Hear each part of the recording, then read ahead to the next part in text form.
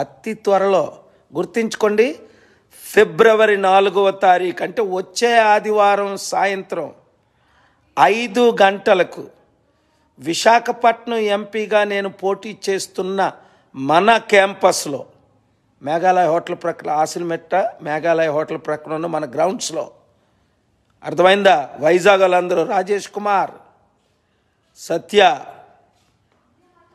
ఒక్కొక్కరు 100 మందికి చెప్పండి. సింహం సింగిల్గా పవన్ కళ్యాణ్లా 10 పార్టీలు మారం, మనం షర్మిలలాగా కాంగ్రెస్లో విలీనం చేయం,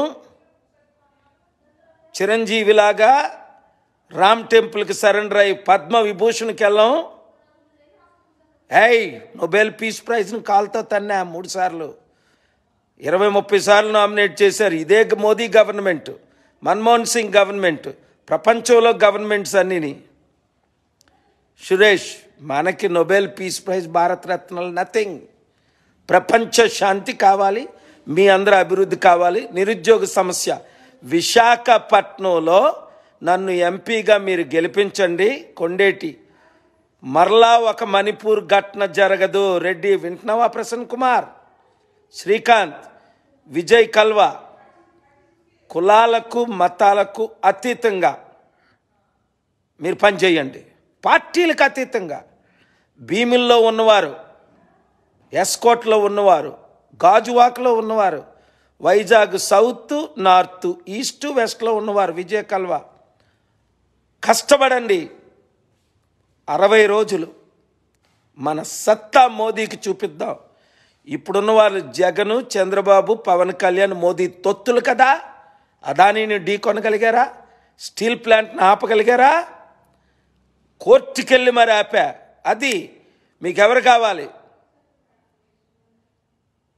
రాజేష్, వైజాగ్ ఎంపీగా చేస్తున్నావా లేదా అంటావేట్రా? వినడం లేదు నువ్వు. నేను నిలబడుతున్నాను, పోటీ చేస్తున్నాను.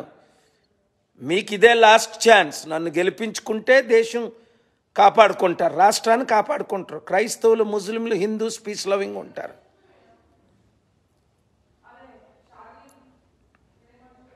కొండేటి శాంసన్, బీకేసీ మినిస్టర్స్ అందరూ అర్థం చేసుకుంటారు. మీరు అర్థం చేసుకున్న వాళ్ళు ఒక్కొక్కడు 100 మందిని చెప్పి 100 మందిని జాయిన్ చేయండి. విశాఖపట్నం ఎంపీ నియోజకవర్గంలో ఎంవివి సత్యనారాయణ ఇప్పుడు ప్రెసిడెంట్ ఎంపీ, నేను ఎంపీగా పోటీ చేస్తున్నానని తెలిసి, లక్ష్మారెడ్డి వింటున్నావా? Shivaji, boss, Srikanth Reddy, Akhilachal, Bhaskar, Samuel Stephen, Teruvai Uday, Satyanarayana గుర్రం.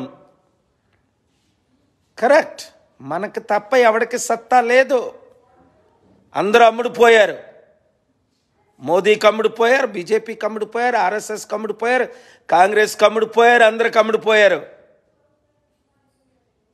నేను ఒక్కడనే తెలంగాణ 7 లక్షల కోట్ల అప్పు తీర్చగలను, ఆంధ్రప్రదేశ్ 10-12 లక్షల కోట్ల అప్పు తీర్చగలను, మీ కుటుంబంలో ఉన్న 5-10 లక్షల అప్పు తీర్చగలను, అభివృద్ధి చేయగలను, కంపెనీలు తేగలను, ప్రపంచాన్ని దించగలను.